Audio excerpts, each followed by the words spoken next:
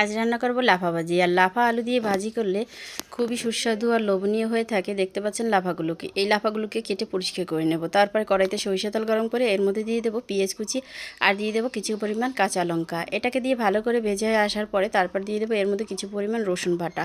এটাকে দিয়ে নাড়াচাড়া করে তার মধ্যে কেটে রাখা আগে থেকে লাফা আর আলুটাকে দিয়ে দেবো হলুদের গুঁড়ো, কিছু পরিমাণ লবণের গুঁড়ো।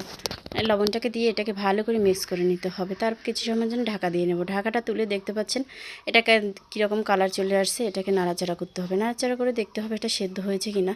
তবে এটা সেদ্ধ হয়ে গিয়েছিলো। এখন আমরা এটাকে নাড়াচাড়া করে মিক্স করে নেব। মিক্স করে নেওয়ার পরে দেখতে পাচ্ছেন এটা সেদ্ধ হয়ে গেছে, আলুটা সেদ্ধ হয়ে গেছে, লাফাটা সেদ্ধ হয়ে গেছে। সেদ্ধ হওয়ার পরে এটাকে নাড়াচাড়া করে আমরা এটাকে নামিয়ে নেব। হয়ে গেল আমাদের লাফা আলু দিয়ে ভাজি। খুব সুন্দর লোভনীয়, সাথে যদি থাকে একটা নাগামরিচ, খুবই স্বাদ এবং লোভনীয় হয়ে থাকে।